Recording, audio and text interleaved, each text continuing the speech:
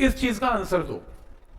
Suppose करो आपके पास एक चार्ज है और वो मैग्नेटिक फील्ड में मैंने इसको प्रोजेक्ट किया, मैग्नेटिक फील्ड प्रेजेंट है, ये चार्ज है और ये चार्ज v वेलोसिटी के साथ जा रहा है, मैग्नेटिक फील्ड बोर्ड के अंदर है और ये इलेक्ट्रॉन है। रूल नंबर 1, इसके ऊपर मैग्नेटिक फोर्स कहां लगेगी? फ्लेमिंग का लेफ्ट हैंड रूल लगाओ और बताओ। फ्लेमिंग का लेफ्ट हैंड रूल।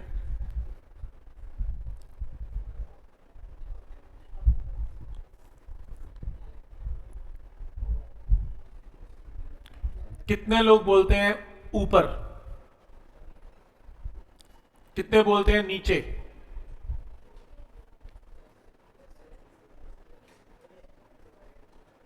ऊपर। फर्स्ट फिंगर बी वेक्टर, ध्यान इधर, first finger B, central finger represent direction of, central finger represent direction of ना, मैंने लास्ट लेक्चर रिकॉर्डिंग मैंने वेलोसिटी बोला ही नहीं कभी भी, मैंने डायरेक्शन ऑफ पॉजिटिव चार्ज बोला हमेशा, मैं बार बार बोल रहा था डायरेक्शन ऑफ पॉजिटिव चार्ज, जबकि इलेक्ट्रॉन क्या है? Negative charge. ठीक है, मैंने वेलोसिटी नहीं बोला, मैंने डायरेक्शन ऑफ पॉजिटिव चार्ज बोला। तो ये देखो, तो इसके अंदर बी वेक्टर बोर्ड के अंदर है, अगर ये पॉजिटिव चार्ज होता तो नो डाउट आपकी सेंट्रल फिंगर इधर जाती और फोर्स ऊपर आती, पर क्योंकि नेगेटिव चार्ज है तो पॉजिटिव चार्ज के ऑपोजिट फोर्स एक्सपीरियंस करेगा। तो अगर आपका पॉजिटिव चार्ज अगर होता और इधर फोर्स एक्सपीरियंस करता ऊपर, तो नेगेटिव चार्ज कहां करेगा? नीचे। तो आंसर डाउनवर्ड है। इसको ऐसे याद कर सकते हैं, थोड़ा इजी हो जाएगा, कि central finger represent positive charge board के अंदर है, sorry first finger B vector board के अंदर है, central finger represent direction of positive charge. अगर आपका इलेक्ट्रॉन राइट जा रहा है, मन में सोच लेना है नहीं कि आपका प्रोटॉन कहां जा रहा होता, फिर लेफ्ट जा रहा होता इन ऑपोजिट डायरेक्शन, मन में सोचना है, जस्ट एक क्वेश्चन को इजी करने के लिए। तो बी वेक्टर, अगर इलेक्ट्रॉन यानी कि नेगेटिव इधर है तो पॉजिटिव इधर है, तो फोर्स कहां लगेगी? नीचे, जबकि प्रोटॉन है ही नहीं। इसको ऐसे भी कर सकते हैं, central finger always represent direction of positive charge, या आने वाले टाइम में करेंगे डायरेक्शन ऑफ करंट, क्योंकि अगर इलेक्ट्रॉन इधर जा रहा है तो करंट ऑपोजिट जा रहा है। ठीक है, तो बस सिंपल है, आप सिंपल करो, बी वेक्टर बोर्ड के अंदर है, central finger represent direction of positive charge, पर क्योंकि यहां पर नेगेटिव चार्ज राइट जा रहा है तो सेंट्रल फिंगर नहीं जाएगी यहां पे। तो अगर नेगेटिव इधर जा रहा है, मन में सोचो पॉजिटिव ऑपोजिट जा रहा होगा, सोचना है। तो इलेक्ट्रॉन के साथ तो बिल्कुल भी सेंट्रल फिंगर नहीं जाएगी, उसके ऑपोजिट कर दिया करो, तो फोर्स कहां आएगी? नीचे आएगी। तो पहला रूल क्लियर है यहां तक, कोई डाउट इसमें? ठीक है, फिर मैं सेकेंड क्वेश्चन देखो। सेकेंड क्वेश्चन है कि सपोज ये आपके पास मैग्नेटिक फील्ड है, इस मैग्नेटिक फील्ड के अंदर ये आपका इलेक्ट्रॉन है, फिर से इलेक्ट्रॉन है, और ये इलेक्ट्रॉन v वेलोसिटी से यहां से मूव करवाया जाता है, क्या ये सर्कल में मूव करेगा कि नहीं करेगा?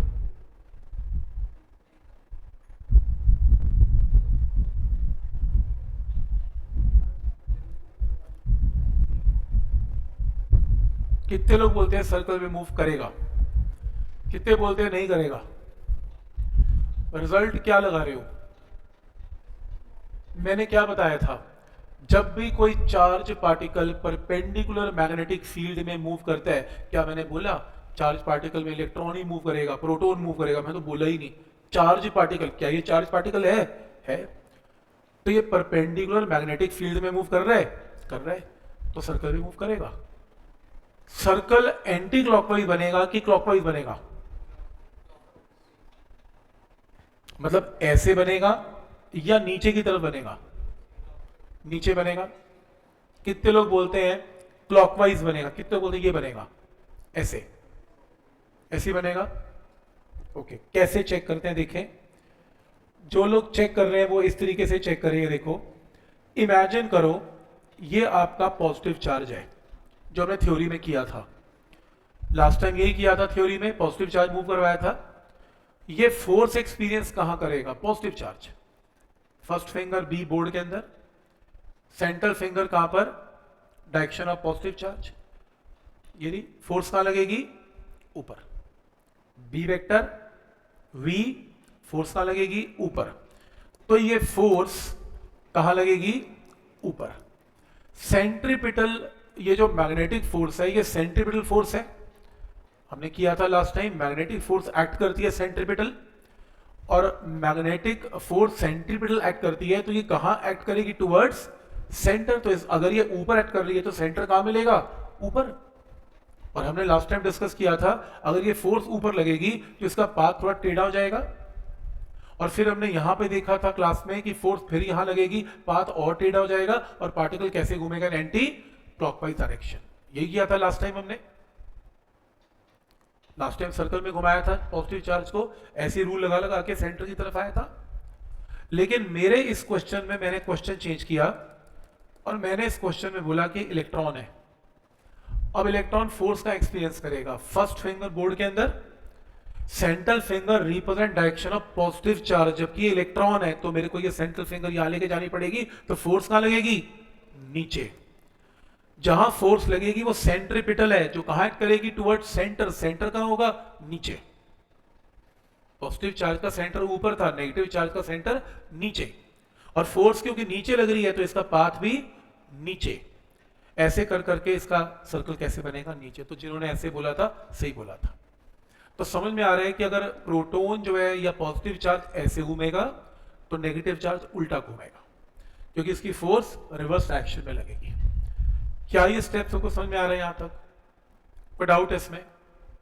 नेक्स्ट क्वेश्चन है, सपोज ये आपके पास मैग्नेटिक फील्ड है,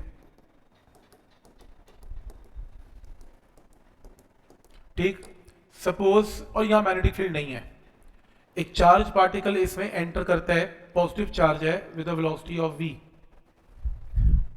जब ये मैग्नेटिक फील्ड में एंटर करेगा, ये कैसे मूव करेगा, इन अ सर्कल, क्योंकि वो तो चार्ज पार्टिकल जब परपेंडिकुलर मैग्नेटिक फील्ड में एंटर करता है वो सर्कल में ही मूव करेगा। सर्कल कैसे बनेगा, इसका डायग्राम क्या बनेगा, सेमी सर्कल बनेगा। उसके बाद क्या हो जाएगा, पार्टिकल कहां जाएगा बाहर। कितने लोग एग्री करते हैं कि ऐसे हो जाएगा, ऐसे होगा, क्योंकि जब तक मैग्नेटिक फील्ड है तब तक वो किस में घूमेगा, सर्कल में। जैसी वो सर्कल कंप्लीट करने की कोशिश करेगा मैग्नेटिक फील्ड खत्म हो जाएगा, और जैसे ही मैग्नेटिक फील्ड खत्म होगा पार्टिकल टेंजेंशियली जैसा है वैसे का वैसे चला जाएगा, मुड़ना बंद हो जाएगा, तो इसलिए वो सर्कल कंप्लीट नहीं कर पाएगा। ये बात समझ में आ रही है? तो सर्कल कब कंप्लीट करेगा, जब मैग्नेटिक फील्ड हर जगह प्रेजेंट हो, ऐसे, ताकि उसके ऊपर मैग्नेटिक फोर्स लगती रहे। अगर मैग्नेटिक फोर्स लगनी बंद हो गई उसे सर्कल में घूमना बंद कर देना है। और अगर हर जगह मैग्नेटिक फील्ड प्रेजेंट है तो ये किस में घूमना स्टार्ट करेगा, ना सर्कल, और सर्कल में घूमता जाएगा, क्योंकि उसको जगह मिलेगी घूमने की, मैग्नेटिक फील्ड वहां पर प्रेजेंट होगा। ये रूल क्लियर है यहां तक? तो अब हम क्या करने जा रहे हैं, हम ये करने जा रहे हैं कि अगर सपोज करो आपके पास ये एक रीजन है जिसके अंदर let us suppose magnetic field present है, ये रहा, बस इतने रीजन में ही प्रेजेंट है, हर जगह फील्ड प्रेजेंट नहीं है, बस इतने रीजन में ही प्रेजेंट है, बात खत्म। ठीक है यहां तक? तो अगर मैग्नेटिक फील्ड इतने रीजन में प्रेजेंट है और मैं एक चार्ज पार्टिकल को इसमें एंटर करवाता हूं कुछ ऐसे, ये लो सीधा, तो ये चार्ज पार्टिकल आया Q with velocity of v vector, सीधा एंटर कर गया। जैसे ये मैग्नेटिक फील्ड में एंटर करेगा it will move in a circle. ये लो, इसका सर्कल बनाना शुरू कर रहा हूं मैं, it will move in a circle, circle circle circle circle, उसके बाद फील्ड ही खत्म हो गया, तो सर्कल में घूमना बंद हो गया। तो ये पार्टिकल कहां जाए, स्ट्रेट। अब ये टेंजेंशियली बिल्कुल सीधा चला जाएगा, ऐसे। क्या ये स्टेप समझ में आ रहा है? जब तक फील्ड प्रेजेंट है तब तक तो सर्कल, फील्ड खत्म हो गया तो जहां आपने छोड़ा वहीं के वहीं टेंजेंशियली चला जाएगा। कोई डाउट इसमें? पॉइंट समझ में आ रहा है यहां तक? तो मेरा अगला क्वेश्चन है, अगर पार्टिकल एंटर करता था विद वेलोसिटी ऑफ v, तो कितने लोग मानते हैं कि यहां वेलोसिटी की वैल्यू v रहेगी, v से ज्यादा होगी या v से कम हो जाएगी? क्या ये एक्सेलरेट करेगा, बढ़ेगी वेलोसिटी? तो अगर ये 2 मीटर पर सेकेंड है तो ये 2 से ज्यादा होगी, या 2 ही रहेगी, या 2 से कम हो जाएगी? कितने लोग बोलते हैं 2 रहेगी? सेम, सही बोलते हैं। लास्ट टाइम एक स्टेटमेंट दी थी, मैग्नेटिक फील्ड पार्टिकल की सिर्फ डायरेक्शन चेंज करता है, उसके मैग्नेट्यूड को चेंज नहीं कर सकता। तो वो गोल गोल घुमा सकता है, सर्कल घुमा सकता है, लेकिन वैल्यू विल रिमेन सेम। तभी तो आर का फॉर्मूला mv/bq, कभी मैंने बोला v को चेंज कर दो सर्कल में, v तो सेम ही रहता है। तो पार्टिकल की वेलोसिटी कभी भी चेंज नहीं होगी, अगर वो 2 मीटर पर सेकंड से एंटर हुआ, वो 2 मीटर पर सेकंड से बाहर जाएगा। तो समझ में आ रहा है यहां तक? कोई डाउट इसमें? अगला क्वेश्चन, जब ये पार्टिकल बाहर निकलेगा तो ये मान लो हॉरिजॉन्टल लाइन है।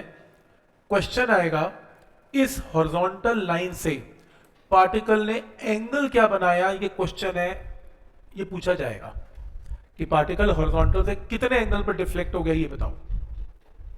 ठीक, प्रॉब्लम समझ में आ गई? क्या प्रॉब्लम है? आपको ये एंगल थीटा बताना पड़ेगा। ठीक, अब ये थीटा बताने के लिए काम करना पड़ेगा, ये पार्टिकल यहां पर एंटर हुआ, पहले ये डिसाइड करो इसका सेंटर कहां पर है। बोलो, ऊपर है, नीचे है, कहां पे सेंटर लूं? यहां ऊपर ले लूं? नहीं, बिल्कुल इस ब्लैक लाइन के ऊपर लूं? कैसे पता लगा? ये कैसे लोगों को पता लग रहा है? मेरे को तो ऐसा लग रहा है कि जैसे इसका मिड पॉइंट ना ले लूं कहीं पे। नहीं, कैसे पता करते हो? Magnetic force. तुम एक काम करो, तुम यहां फोर्स बताओ कहां लगेगी। बी वेक्टर बोर्ड के अंदर है, पॉजिटिव चार्ज राइट जा रहा है, फोर्स कहां लगेगी? ऊपर। अगर ये फोर्स ऊपर लगेगी, ये लो मैग्नेटिक फोर्स ऊपर, फोर्स हमेशा कहां एक्ट करती है? टूवर्ड्स, तो उसका सेंटर ऊपर मिलेगा और कोई मिल नहीं सकता, क्योंकि फोर्स ही ऊपर एक्ट कर रही है तो सेंटर की तरफ ही जाएगी। तुम जैसे यहां लगाओगे तो ये फोर्स कहां एक्ट करेगी? टूवर्ड्स सेंटर, हर वक्त टूवर्ड्स सेंटर। तो ऐसे केस में ये फोर्स हमेशा एक्ट करेगी टूवर्ड्स सेंटर। क्या ये पॉइंट यहां तक क्लियर है? तो सेंटर मिल गया। अब इसके अंदर एक काम करो, इसको भी ज्वाइन कर लो, ये लो ज्वाइन करके, इसका रेडियस अगर आर है, इसका रेडियस भी क्या है? आर। ये देखो सर्कल का क्या आ गया? ये सेक्टर का रेडियस आ गया। सर्कल तो नहीं बोलना चाहिए, ये मुझे क्या बोलना चाहिए? क्या बन गया? एक सेक्टर बन गया, क्योंकि पार्टिकल सर्कल में घूम नहीं पा रहा, क्योंकि मैग्नेटिक फील्ड उतना सफिशिएंट नहीं है घुमाने के लिए। तो इसमें किस पे घूम रहा है ना? सेक्टर। राइट, क्लियर है यहां तक? कोई डाउट इसमें? लॉजिक समझ में आ रहा है? अब ये बताओ कि इसके अंदर जैसे अगर मैं एक लाइन ड्रॉ कर लूं कुछ ऐसे, सच दैट, ये बताओ कि अगर ये एंगल थीटा है और ये लाइंस आपस में 90 पे है, तो बोलो ये एंगल क्या होगा? 90 minus theta. Velocity and radius आपस में 90 डिग्री पे है, क्योंकि वेलोसिटी टेंजेंट है रेडियस के साथ, तो टोटल एंगल 90। तो अगर ये 90 माइनस थीटा, तो ये कितना? थीटा। ये थीटा, तो ऑल्टरनेट एंगल से ये भी कितना? थीटा। मैट्रिक क्लियर है? तो आज के बाद तुमसे जब वो ये पूछेगा कि एंगल निकाल लो हॉरिजॉन्टल के साथ, तुम ये कभी मत निकालना, तुम ये निकाल देना। और ये कैसे निकलेगा? तुम्हें तुम्हारे क्वेश्चन के अंदर ये ऑलरेडी गिवन होगा कि ये डिस्टेंस d गिवन होगा, स्पेसिंग गिवन होगी, मैग्नेटिक फील्ड कितने रीजन में प्रेजेंट है d, तुम्हें ये पता होगा। तो तुम इस राइट एंगल ट्राइंगल में साइन थीटा को क्या लगाना? d divided by r। पर तुम्हें r नहीं गिवन होगा, r का फॉर्मूला क्या होता है? mv divided by bq। तुम यहां पे ये पुट कर लेना और साइन थीटा से थीटा निकालना, तुम्हारा आंसर आएगा। तो तुम्हें ज्योमेट्री समझ में आ रही है? क्या स्टेप यहां तक क्लियर है? तो पार्टिकल सीधा जाएगा, आपको ये एंगल निकालना है, एंगल निकालना है तो ये थीटा 90 माइनस थीटा, रेडियस और टेंजेंट हमेशा 90 पे होते हैं, तो 90 माइनस थीटा, तो ये थीटा ऑल्टरनेट से theta, sine theta d by r, और r का फॉर्मूला आप सबको पता है क्या है। तो लॉजिक क्लियर है कि कैसे लगाना है इसमें ये फॉर्मूला? कोई डाउट इसमें? ठीक है। अब दूसरी चीज, इसके अंदर ये जो पूरा मैंने रिजल्ट किया, ये तब लगेगा जब ये ना जगह सफिशिएंट नहीं है, मैग्नेटिक फील्ड का रीजन सफिशिएंट नहीं है, और इसलिए वो सर्कल घूमने के लिए उसके पास जगह ही नहीं है, तो बाहर निकल गया। यानी कि अगर मान लो ये डिस्टेंस d है और रेडियस क्या है, आर है, तो ये पूरा केस किसके लिए चल रहा है, डी लेस देन आर। आपको कि ये क्या चीज है, डी लेस देन आर। अब सोचो, अगर 1 मिनट के लिए मैं इमेजिन करता हूं कि डी की वैल्यू आर से बड़ी है, तो मेरा डायग्राम कैसा बनेगा, ये मैग्नेटिक फील्ड है, ये मैग्नेटिक फील्ड है, ये क्या है, डी है। सोचो पार्टिकल एंटर करता है, पार्टिकल जब एंटर करेगा तो पार्टिकल के पास ये सर्कल बन गया, रेडियस आर बन गया। चेक करो, डी बहुत ज्यादा बड़ा था और रेडियस छोटा था, तो उसको जगह मिल गई घूमने की, कि उसको रेडियस ज्यादा घूमना ही नहीं है। तो डी लेस देन आर के अंदर क्या होने वाला है, sorry D greater than R में क्या होने वाला है, वो बाहर निकलेगा ही नहीं सेक्टर की फॉर्म में। वो कैसे करेगा, वो सेमी सर्कल घुमा के बाहर चला जाएगा। तो समझ में आ रहा है, तो ये केस वो केस नहीं है, ये बाहर निकला, और ये बाहर तभी निकल पाएगा जब मैग्नेटिक फील्ड का रीजन छोटा होगा, यानी कि डी की वैल्यू आर से क्या होगी, छोटी होगी। पॉइंट समझ में आ रहा है यहां तक। तो आप चेक कर सकते हो इसके अंदर जो आपकी बुकलेट है,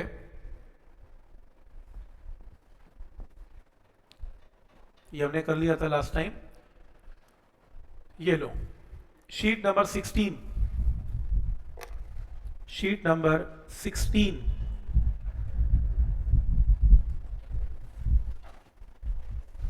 शीट नंबर 16 में मैंने ड्रॉ की हुई है ज्योमेट्री पूरी। ये पार्टिकल एंटर कर गया, थीटा 90 माइनस थीटा, और ये थीटा, ये डिस्टेंस डी है, ये आर है, तो आपके सामने लिख दिया sine theta D by R, और आर की वैल्यू आपको पता है। तो केस कौन सा है, डी लेस देन आर। ये स्टेप क्लियर है।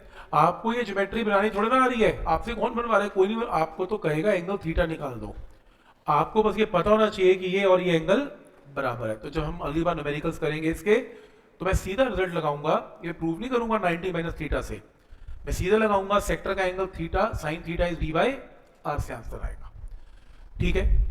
जैसे अगर डी ग्रेटर देन आर है, तो मैंने बता दिया पार्टिकल को जगह मिल जाएगी उसमें, क्योंकि डी काफी बड़ा है आर से, तो पार्टिकल किस में घूम जाएगा, ना सेमी सर्कल। ठीक, मैं शक्ल देख के बता सकता हूं ये पार्टिकल इलेक्ट्रॉन है, गिवन नहीं है। कैसे, क्योंकि अगर पॉजिटिव चार्ज होता है वो हमेशा ऐसे घूमता है। मैंने जितने क्वेश्चन ऐसे लिए वो हमेशा पॉजिटिव चार्ज के हैं, और नेगेटिव चार्ज हमेशा नीचे की तरफ जाता है, तो ये नेगेटिव चार्ज होगा। बस इसकी शक्ल बता रही है, नेगेटिव हमेशा नीचे जाएंगे, पॉजिटिव हमेशा ऊपर जाए। वो पेपर में पूछ लेगा, इसकी शक्ल देके बताओ पॉजिटिव कौन है, नेगेटिव कौन है। तो समझ में आ रहा है यहां तक। हालांकि ये मैंने रैंडम बनाया हुआ है, मतलब मैंने सोच के नहीं बनाया, वैसे बता रहा हूं कि ये कुछ भी हो सकता है। ये देखो, अगर आपके पास मैग्नेटिक फील्ड ही मैग्नेटिक फील्ड है, भरा पड़ा है मैग्नेटिक फील्ड, और आपने यहां से इलेक्ट्रॉन को रिलीज किया या चार्ज पार्टिकल को, उसके बाद जगह ही जगह है, मैग्नेटिक फील्ड हमेशा इसके ऊपर फोर्स लगाती रहेगी, and it will move in a circle, वो सर्कल में मूव करता रहेगा। ठीक है, यहां तक इसमें कोई प्रॉब्लम नहीं है। नेक्स्ट, सपोज करो आपके पास यहां पे मैग्नेटिक फील्ड प्रेजेंट है, ये रहा, इस रीजन में राइट की तरफ मैग्नेटिक फील्ड है, लेफ्ट में कोई मैग्नेटिक फील्ड नहीं है। मान लो ये क्वेश्चन है, तो इसके अंदर लेट अस सपोज एक पार्टिकल एंटर करता है टेढ़ा, इस बार सीधा एंटर नहीं कर रहा, क्योंकि ज्यादातर केस में मैं क्या कर रहा हूं, मैं पार्टिकल को हमेशा हॉरिजॉन्टली एंटर करवा रहा हूं, और इस केस में पार्टिकल हॉरिजॉन्टली एंटर नहीं कर रहा। इस केस में ये पार्टिकल कैसे एंटर कर रहा है, at an angle of alpha. इस केस में पार्टिकल एंटर कर रहा है, वर्टिकल के साथ एंगल क्या बना रहा है, एल्फा। अब जैसे ये पार्टिकल इसमें एंटर करेगा और मैग्नेटिक फील्ड स्टार्ट होगा, it will move in a circle circle circle circle circle, खत्म। खत्म क्यों, क्योंकि फील्ड ही खत्म हो गया। जब तक फील्ड था moving in a circle, field खत्म हो गया, टेंजेंशियली उड़ जाएगा, तो टेंजेंशियली बाहर की तरफ आ गया कुछ ऐसे, ये लो। तो रूल नंबर 1, अगर पार्टिकल v वेलोसिटी से एंटर करता है तो उसका मैग्नीट्यूड ऑफ वेलोसिटी यहां भी क्या रहेगा, एग्जैक्टली सेम। कोई डाउट है इसमें? ये सेमी सर्कल दिख रहा है आपको कि नहीं? नहीं दिख रहा। क्या दिख रहा है? आर्क दिख रही है। तो ध्यान से देखो, ये एक आर्क है। आर्क इसलिए क्योंकि इसको एंटर करती तो आपने बाहर निकाल दिया, सर्कल और सेमी सर्कल बनने का स्पेस ही नहीं दिया आपने। तो यहां तक क्लियर है। अब इस केस में ये जो एंगल है, या ऐसा करते हैं, ये बताओ इसका जो, अगर ये आर्क है, आर्क का जो सेंटर होगा वो कहां बनेगा? यहां बनेगा, ये बनेगा सर्कल। क्यों प्रॉब्लम है? क्योंकि अगर यही सेंटर बन गया फिर तो सेमी सर्कल नहीं हो गया। तो ये आर्क है, आर्क का सेंटर ये नहीं बनेगा। इमेजिन कर लो ना एक मिनट के लिए, अगर मैं पूरा सर्कल ड्रॉ कर दूं तो सेंटर कहीं यहां बनेगा, मानते हो? आर्क को तो पूरा सर्कल बनाना पड़ेगा ना, पूरा सर्कल बनाया तो इमेजिनरी सेंटर यहां बनेगा, इमेजिनरी है। कोई डाउट इसमें? ठीक है, तो इसके अंदर यहां पे ये देखो, तो इमेजिन कर लो कि ये इसका सेंटर है, ये इसका सेंटर है, such that this centre is C. तो इस केस में एक इमेजिनरी लाइन ड्रॉ कर रहा हूं मैं यहां पे ऐसे, ये लो, एक इमेजिनरी लाइन ड्रॉ कर दी मैंने। तो अगर ये अल्फा, तो ध्यान से देखना, अगर ये अल्फा, तो बोलो ये एंगल कितना? ये दोनों 90 पे हैं, 90 माइनस अल्फा। अगर ये 90 माइनस अल्फा, टेंजेंट और रेडियस हमेशा कितने एंगल पे होते हैं? 90। तो ये एंगल कितना? अल्फा। रेडियस और ये टेंजेंट है ना, टेंजेंट वेलोसिटी और रेडियस में एंगल 90 होता है। अगर ये अल्फा और मैं कंस्ट्रक्शन यहां ड्रॉ कर लूं तो ये एंगल भी ऑल्टरनेट एंगल से अल्फा। अल्फा क्या गया? अल्फा ऑल्टरनेट एंगल है। अगर ये अल्फा, ये दोनों सिमिलर ट्राइंगल्स हैं, सिमिलैरिटी से ये भी अल्फा। अगर ये अल्फा तो ये एंगल ऑल्टरनेट एंगल से अल्फा। अगर ये अल्फा, रेडियस और टेंजेंट 90 डिग्री पे, तो 90 माइनस अल्फा। और अगर ये 90 माइनस अल्फा, तो ये और ये 90 पे है, तो ये एंगल भी अल्फा। तो शॉर्टकट लगेगा इसमें पेपर में, डायग्राम थोड़ा बनाएगा कोई, आपसे पूछ नहीं रहा कोई। शॉर्टकट ये लगेगा कि अगर एक पार्टिकल ने 30 डिग्री पे एंट्री की वर्टिकल के साथ, तो बोलो वो बाहर कितने एंगल पे निकलेगा? 30 पे। तो जितने एंगल पर पार्टिकल की एंट्री होती है उतने एंगल से पार्टिकल बाहर भी निकलते हैं। ये शॉर्टकट याद रखना है आपने। तो दो रिजल्ट्स याद रखने हैं, एंगल बराबर होते हैं ये वाले, और वेलोसिटी का मैग्नीट्यूड भी क्या रहता है? बराबर होता है। ये शॉर्टकट ऑब्जेक्टिव में लगने वाला है, कोई डेरिवेशन थोड़ी ना ये। तो मैंने आपके बुकलेट में ऑलरेडी बना रखा है डायग्राम।